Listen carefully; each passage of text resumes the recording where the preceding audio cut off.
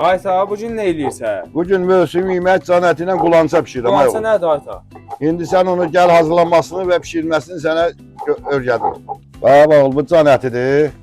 80-90 kiloluk dananın can ətidir. Birinci ətini, soğanı qovurub, sonra da ətini yağ soğanda qovururuq.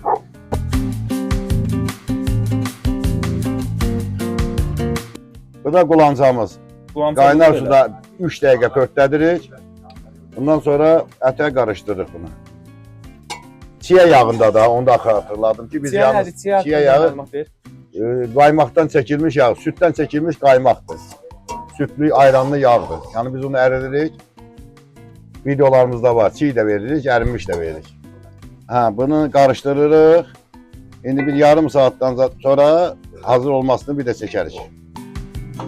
Artıq dəmə qoyduq.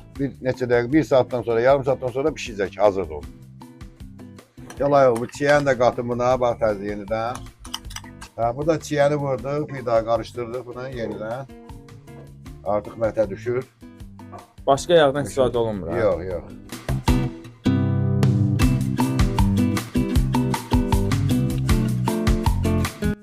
Bax, artıq hazırdır yeməyimiz. Tam hazır vəziyyətdə mətə düşübdür. Hava da soyudu, mən də qamı geydim, yaxşı bişməli havadır.